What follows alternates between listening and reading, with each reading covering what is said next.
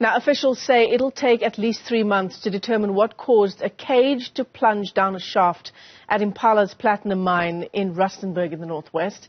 11 people were killed, 75 others injured, and we're told 14 of them are critically injured. Implats CEO Nico Muller says the company takes full responsibility for what happened. But let's unpack the story further. We're joined this morning by Kahn, who is a director at Spoor Incorporated, and they will be assisting AMCU members who were part of this mining disaster. George, it's great to talk to you. Thanks very much indeed for coming on. What is the level of your assistance in this case? Morning, Michelle. Morning to your viewers. Michelle, we have been contacted by AMCU as their regular attorneys in these types of matters, and we are providing assistance to them in terms of advising them what are the necessary steps that need to proceed and go forward. In this particular case, there are 3 essential things that are going to happen. The first is obviously there needs to be a formal inquiry into the deaths through the DMRE, through the Mine Health and Safety Act. In addition to that, because there's now a question of whether someone might have been criminally liable, there may need to be an inquest held as well. Frequently, the first and the second issues are jointly held together as well, where a judge would preside and an inspector from the mines would then be a co-assessor. And then the third option, obviously, is the relationship to the compensation that workers would be entitled to, or their widows in the event that they've passed away. They would be done through COIDA and RAND neutral. The second point that you mentioned, George, that there would be an inquest into the possibility of criminal liability.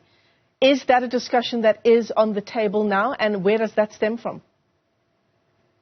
So that would have to be a discussion item. That is something that would be required by law in the event that someone has died and there needs to be an ascertainment of whether the causes of that was natural or unnatural. To the extent that the causes are unnatural, then there's a requirement for the courts to understand whether there was sort of a prima facie criminal offence that was created there. There are numerous criminal offences created by the Mine Health and Safety Act. In the most recent Lily Mine inquest, for example, the court there found that the mine had failed to take reasonable assessments of the situation in order to assess whether it in fact was safe or not. In terms of the Mine Health and Safety Act here, we've got Chapter 16 of the old Minerals Act regulations, which goes all the way back to 1972, which detail in extreme detail, more than 123 subsections on how these issues are meant to be governed and controlled. I suspect, from my perspective, at 16.6, the design of the winding mechanisms that are preventive, the design of them that are meant to prevent these types of things happening, that there are emergency braking systems, there's an inability for slippage, and that the cabling may not come off the wheel that sort of turns. That is what something is going to be very carefully considered. There is obviously also a possibility that there might have been a problem with the actual materials used themselves in that the manufacturer had provided. In that circumstances, the workers and the mine might even have to look through the Consumer Protection Act for strict liability for defective materials that have been provided. There's a number of things that might have to come into play here, but ultimately what is going to be required is first to understand what happened. Second is to understand how to stop it from happening again, not just for the mine here, but for all other mines where it's relevant. The second and the third is to obviously understand who is responsible, if anyone is responsible. And typically in these kinds of instances, it's not one person. It's going to be a number of people going up towards management, because it's typically with these types of things, it's not one worker that might have been absent-minded or something like that. There's a catastrophic failure in terms of the safety systems, with mines normally having fail-safe after fail-safe. And there must have been a huge failure in terms of all sorts of different things going all the way up. And that may have included the manufacturer. Yeah, catastrophic is correct. 11 lives being lost in what was described yesterday to us by the mine itself as a national disaster. It's going to take some time to get to the bottom of what happened, right? The initial time frame is 3 months for this inquiry to bring forth any kind of new information. And as you say, it could be very wide-ranging to the point of the Consumer Protection Act even if indeed the material found to be used there malfunctioned in some way and contributed to this disaster. But mine health and safety, George, it is paramount, and that is why accidents of this nature are not perhaps like any other sort of employer-employee accident, because of the different regulations governing safety in an environment that is, just by its nature, incredibly unsafe. That's absolutely correct, Michelle. I mean, in terms of the mine health and safety legislation, if you were to place that legislation together with its regulations next to the occupational health and safety regulations that administers the safety aspects of the office that you're sitting in where you are in the studio, the two dwarf one another. The Mine Health and Safety Act has regulations that deals with every aspect of mining, right down to the requirement that you have to reverse into a parking space. You may not go forwards into a parking space, all towards the purpose of ensuring safe mining. Mining is part of the most dangerous activities that humans have undertaken in human history.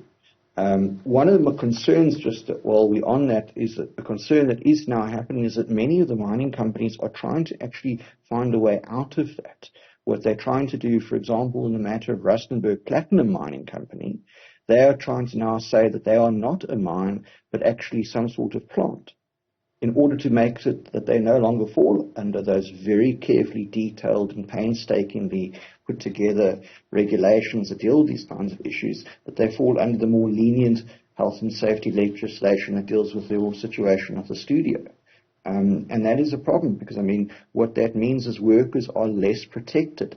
They don't have the same sort of rights as what they would under the normal mine health and safety regulation. The unions are significantly curtailed in terms of their ability to try and support a health and safety environment.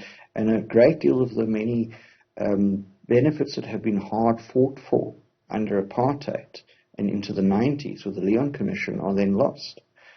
So, I mean, there is a concern like that. You may recall all the way back to the Jagersfontein disaster, that was a similar situation where that mine argued that it fell under the Occupational Health and Safety Act and not under the Mine Health and Safety Act, which, again, had specific regulations dealing with those types of situations. Sure. And were not compliant. But surely we can't allow that to go ahead, George. If you are going underground to extract minerals from the earth, you surely fall under the Mine Health and Safety Act.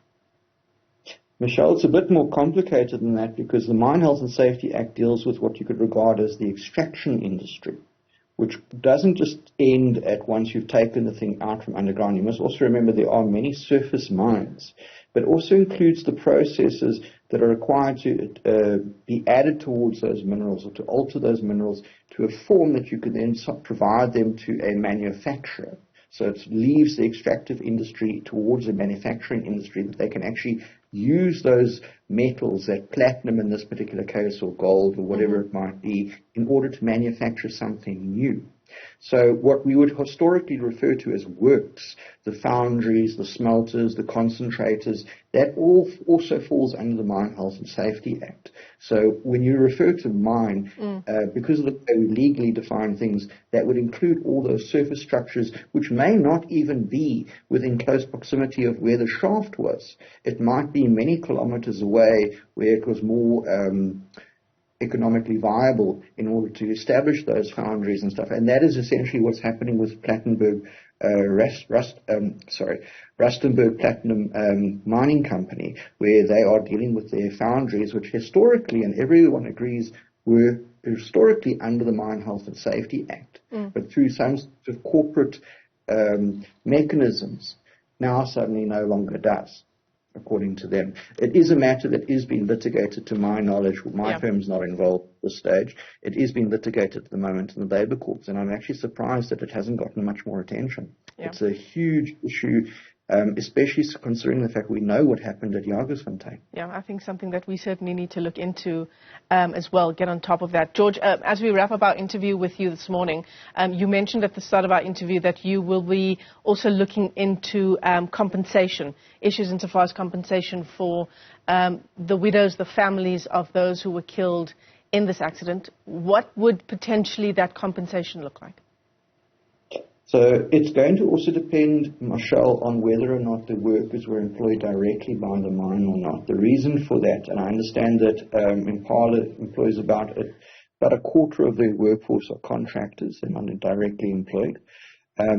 If they were employed directly by the company, they, strictly speaking, may not sue the company. They have to go through COIDA, or workman's compensation, which can provide the widows for a benefit of a pension until they pass away, hopefully in many, many decades from now. The surviving workers would all have to be sort of compensated based on what their permanent disablement might be, which in this case may be quite severe. Those that also were contractors and not employed directly by the mine, they would be entitled to sue the mine directly as well. So in addition to their COIDA compensation, they would be able to sue for what we describe in law as their general damages, their pain and suffering, which COIDA basically strips away as part of the so-called Great Compromise, where you don't have to prove negligence of the employer. You simply need to show that the cause of the harm was work-related. In a common law damages case, what we would do is we would sue for the general damages, the pain and suffering money that COIDA strips away. But in that instance, because there are so many regulations that deal with these kinds of situations, I mentioned earlier Chapter 16, which is extremely extensive, and it's surrounded by many other sections of other chapters that are read together with it. What we would need to do is simply show that they breached one of those regulations, and then what would occur is strict liability, which our courts have previously recognized in this country before, in the Lascon matter in the 90s, and more recently the Obert versus Buzzcall matter about 10 years ago, or within the last decade, rather. Yeah. But these are all issues, of course, that you will be helping the widows and the families of the miners, and the miners themselves who were involved in this disaster. George Kahn, can I thank you for your time? He's with Richard Spoor Incorporated, and they are working with AMCU, those miners that are represented by that union, to try and deal with what comes next insofar as this disaster is concerned.